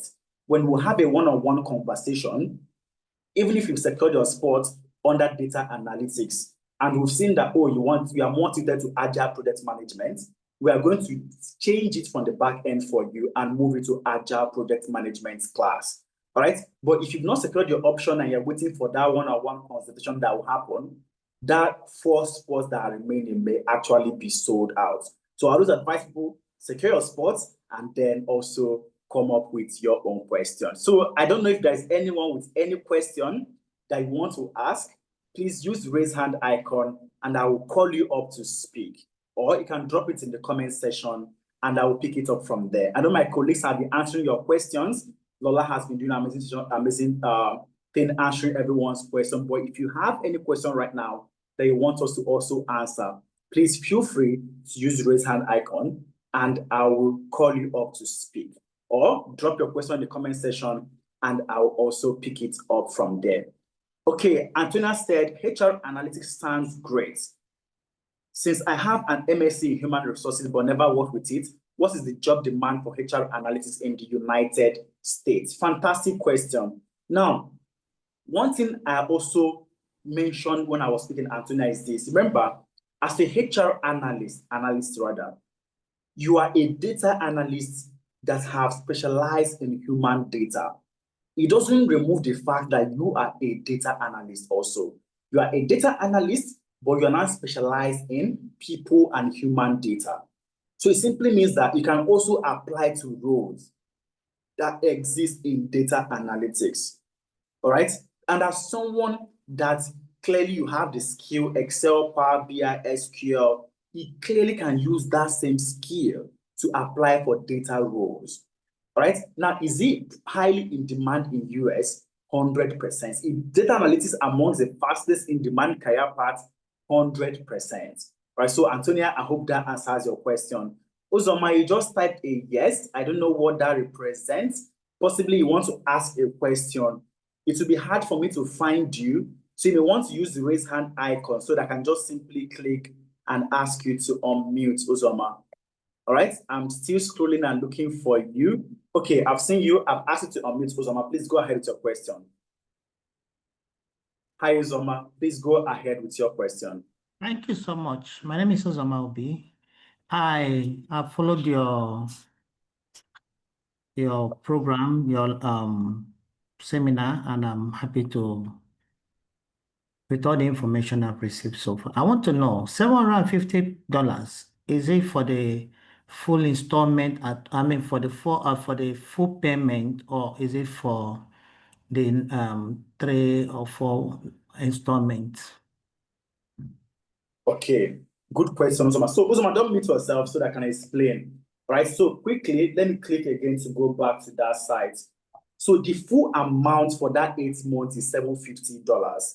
That's the full amount. Now you have the option to break it down and say that you want to be paying $150 every month. All right, does that make sense to you now? So Yes. if you say that you want to break it down, they want to be paying $150 every month. So once you click on that link, it's going to bring you here. So I've selected cybersecurity this time around. And right here, all I have to now do is to select how I want to structure my payments. All right. So right here, I want to select how I want to structure my payments. So you can see, you can decide that you want to pay it for 5 months. So that's where it's now going to show you that it is now 150, 150, 150, 150 for 5 months. So that 750 is the full accumulated amount that would have incurred at the end of your full payment. But the full amount is that 750. I don't know if that makes sense to you now, Zoma. Yes. What about if you want to pay between 1 or 2 installments? All right, good question. So if you want to pay between 1 or 2 installments, the full amount is 700 because those guys get extra knockoff of $50. Because I mean, we all understand net present value of money. $700 in my hand today is even higher than $150 paid over a period of 5 months. Okay. All right, so it's that same principle that makes it so. Clear. I want to quickly ask this question. Please go ahead. Yeah, does your location, like your geographical location, does it has any advantage in terms of your job search, the possibility of you getting a job? Like if you're a Nigerian, is it more difficult? Is it easy for you, or is it more difficult for you to get a job like someone who is in the Canada or UK, who did also who followed your program? Now, yes, just you understand what I mean. Thank you. Yeah, so clearly, I'm going to be honest with you. The answer is that location has an effect to how you can land a jobs, how you can land a job rather. For instance, if you're in Nigeria and they are applying to roles in UK, it's not going to be a numbers game for you. All right. So it is possible for you, but you need to apply a lot of times. So if someone that is present in UK is applying maybe 10 jobs per day, you that is in Nigeria needs to actually apply to times two of that every day because you're already at a disadvantage. So even some jobs that is going to say, oh, it is remote, they will still want someone that is in that location. I don't know if you get the gist. So even though it's let's say, data analyst based in Bradford, they'll still want someone that is also United Kingdom, even though it's a full remote job. So sometimes location has an effect. So what you have to do now is for you to make sure that you look for the one that speaks to what you are looking for. So for instance, let me show an example using that UK visa jobs that I once brought up. So if you go to these UK visa jobs right now, for the want of time, I'm going to rush a little bit, Uzoma. So right here, you can see that you have the option to even look for jobs that are full location based. So you can see this one that is London, Manchester, and so on and so forth. So you can select the one that also have the location that you're looking for. And are there ones that is also asking for fully remote option? You can also find those ones here as well. For instance, let me go click on this financial data analyst here. Let's see what they're asking for. So even though it's a job in the UK, sometimes they will ask for data analyst that is in UK. Sometimes they don't mind if it is open to people in EMEA, that's Europe, Middle Asia, Africa, so on and so forth. So location has an effect. It's easier to land a job when you're presently in that location than when you're not in that location. I don't know if that answers your question in a nutshell. I think you've muted yourself again. Ozam, I think you've muted yourself. It's hard for me to find you. I hope that answers your question, Ozoma.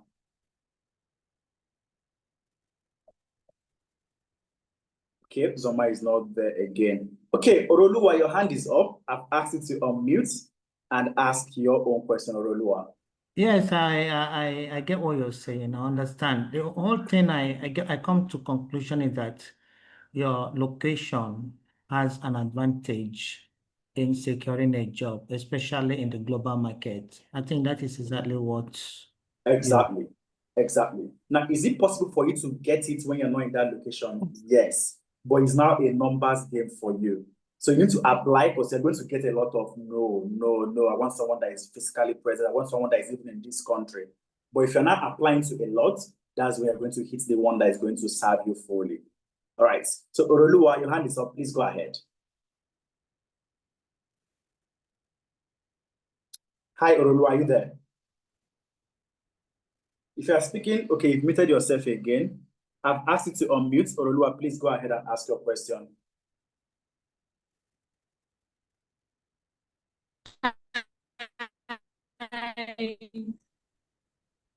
Hi. Please, can you hear me? Yes, loud and clear. Hi, Please good go ahead. evening. I currently work full-time in the banking sector.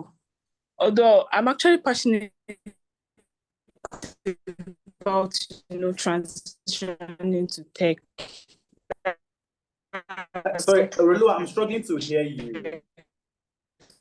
Hi, Oroluwa, I'm struggling to hear you. But I still need to My God. Hi, Oroluwa, I'm struggling to hear you. I can't hear you. There's a feedback from your end. Okay, I'm going to meet you, Oroluwa. Please feel free to drop your question in the comments and I'll pick it up from there. I'm really struggling. Because that's how I cover my business. All right. So I'm going to take Arinze. Arinze, your hand is up. Please go ahead. So I just want to... Okay. Oh, can you hear me now? Yes, loud and clear. Okay, can you hear me now? Yes, please go ahead, Arinze. Okay. So I have actually asked this question several. In fact, I'm at I'm actually confused, and that's why I have not actually signed up. Or even though some of your team have mentored me, cleared me, but still, my question is, I actually have been working as a project manager for years, or senior program officers for years in Nigeria, and I also I want agile project management positions, and I also need some level of because sometimes you might see some positions that will require some data analytical skills, even though it's a PM roles or agile project management roles. Some adverts, employer can still add those analytical skills on the job description. So now my question is, when I saw from the brochure, the BA role is a combination of data analytics and agile project management and BA roles. Does it mean that for those project management, is it like scratching over those areas, or are they the lecture, does it cover deeply the agile project management and BA and a small part of that data analytical? I mean, can someone after this program effectively apply for a BA roles, BM roles, agile project management roles? Is this something like just a touch based on agile and now more of on BA? So that is what I want to be clear of, because I want to enroll, but the confusion has been there for me. Thank you. All right, don't mute yourself yet, Arinze, so that we'll have a conversation, all right? So clearly, what I always tell people that have that desire to have project management advantage and also data advantage is to go for business analysis, all right? Now, as a business analyst, remember, you already have project management experience in Nigeria, okay? So you have that understanding. Then if you're now going towards business analysis, it's now going to give you an extra exposure towards data and then also towards business analysis, okay? So in the end, a business analyst is not going to cover in depth the same way an agile project manager is going to cover in depth, all right? So it's not going to be that in depth, but what you are going to learn is actually sufficient for you to start shooting for jobs. So why I brought up these guys, because on my screen right now, you can see Lois. Lois used to be an accountant, but she had zero experience with tech at all. She took business analysis and then she was able to land a role as a project manager. I don't know if you are seeing it clearly now. So she took business analysis, but she landed a role as a project manager.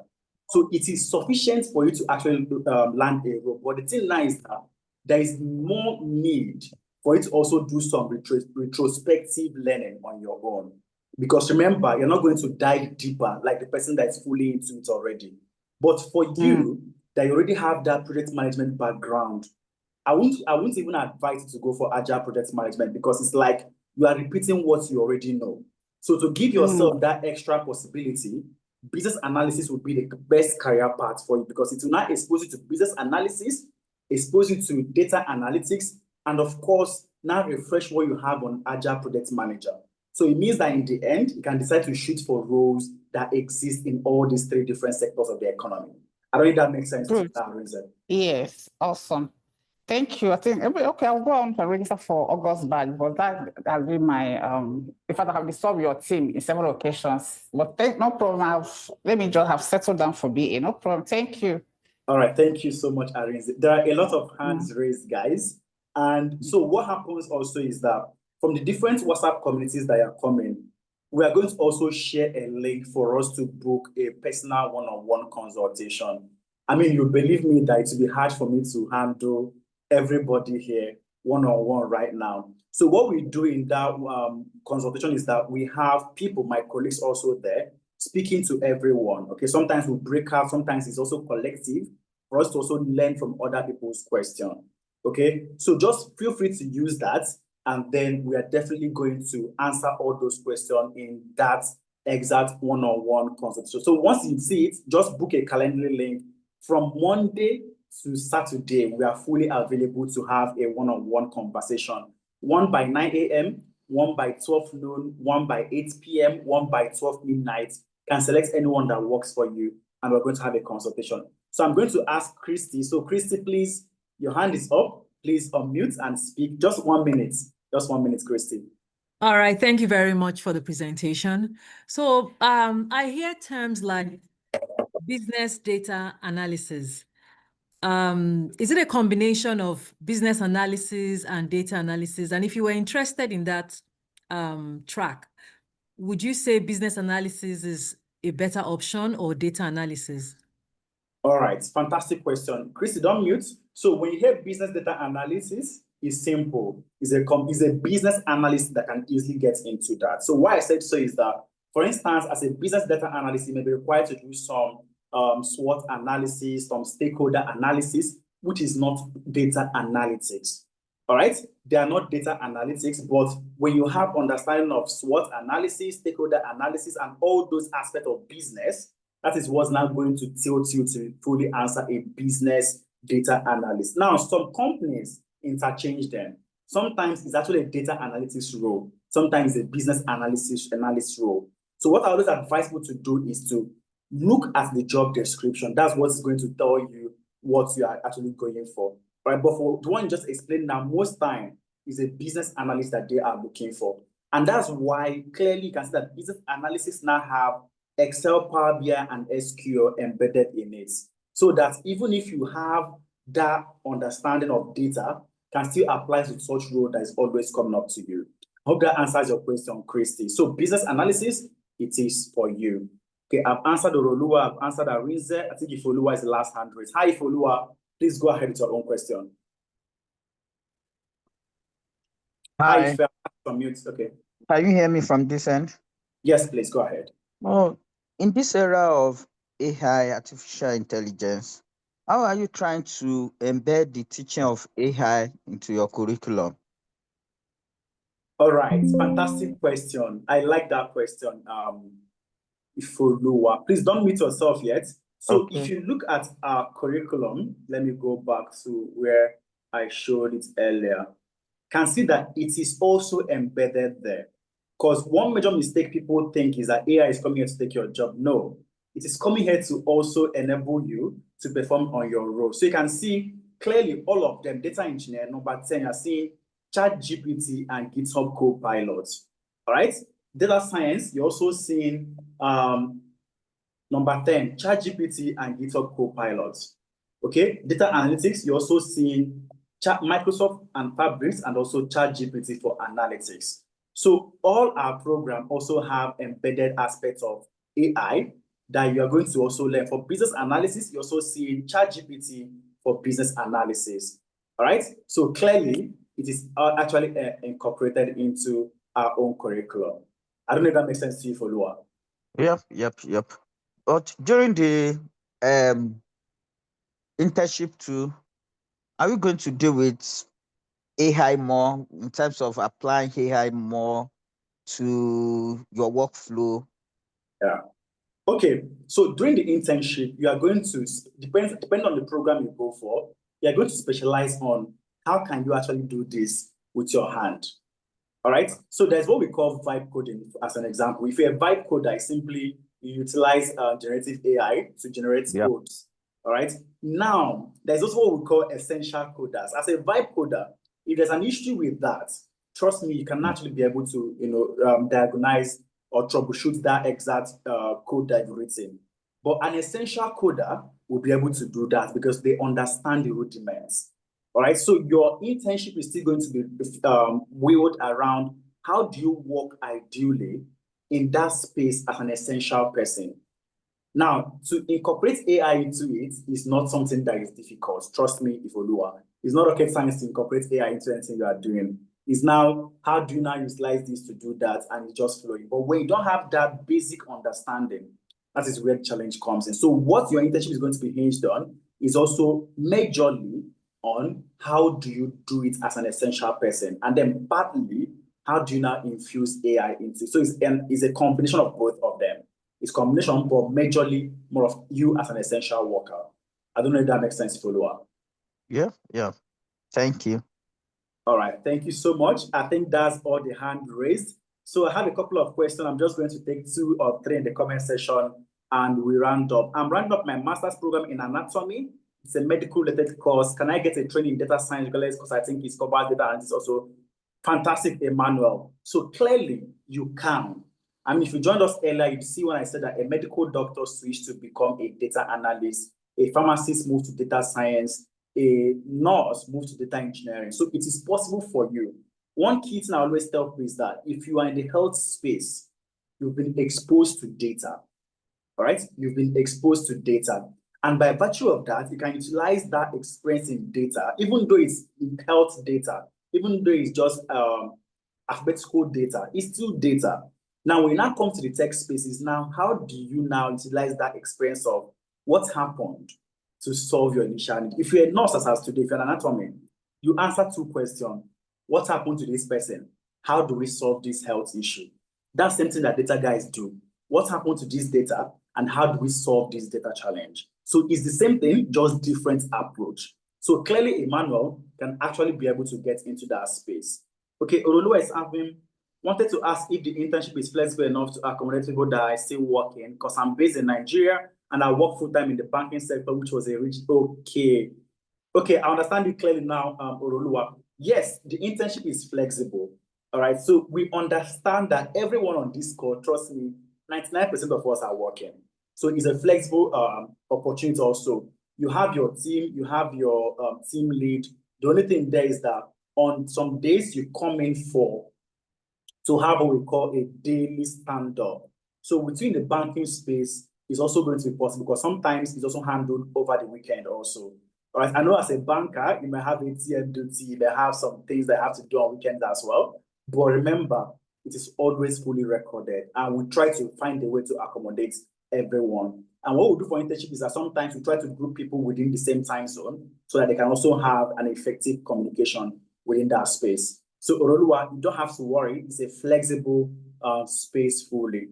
Does the fee cover tuition, CV preparation, and job search? From Antonia, yes. So the fee covers every single thing we've spoken about. There's no extra fee after you've already done your own payments. Okay, so thank you so much, everyone. I think I've been able to answer all the questions I've seen. Remember, like I've said earlier, the discount is not for everyone. It's just for the first 20 people to secure their spot. And once that 20 is fully filled, the price goes back to the $900 rather. And all this is already hard coded so that once it's done, it now moves up to the next one immediately. And there's also an extra catch. For the people that are able to secure their spot within the next 24 hours, they'll have access to 250 guided projects to work on. All right, we call it the Amdari Vault, where you have live projects to also interact with. Now you have access to this on your 6th month. Okay, it means that you are getting access to work on several projects as well. But it's only available for the people that secure their spots in the next 24 hours. Remember, like I said earlier, this discount is not for everyone. It's just for the first 20 people.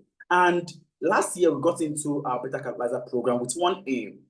We helped 355 people the previous year to break into the tech space. How do we double that number this 2025? Which means our target is, how do we help 750 people get a job every single time of the year, right? How do we help 750 people? And that's why we also got into the Capitalizer program to learn more and be able to offer more to the society. And if you're also looking for certificate-based learning, at the end of the training, you're going to get a certificate that is fully accredited by the American Council of Training and Development, showing that you are a certified you're a certified data analyst from ACTD, you're a certified business analyst from ACTD, and so on and so forth. So if you are even looking for certificates, we'll have certificates to give you. But remember, we are fully a hands-on, project-based training organization that help people to break into their desired tech career path. So everything on my slide are now success stories of people that have been able to go on this journey before you. Remember to fill the attendance form so that you have access to this slide and also have access to the recorded version of this conversation so that you can also go through it personally on your own. So on behalf of my founder, Adeza Suleiman, my co-founder, Efemina Ipro, and also the people that made this decision to be very, very amazing, Lola, Elijah, Isosa, Latif, I say a very big thank you to each and every one of you. And to you that are listening to us for the last 2 hours, 16 minutes, we also appreciate you. Remember, like I always tell everyone, the best time to break into the tech industry is actually yesterday. The next best time is today. So I can't wait to see each and every one of you come 9th of August. And even if you don't want to start by 9th of August, you have the option to defer by 1 month. So what this means is that you don't want to start in August, you want to start in September.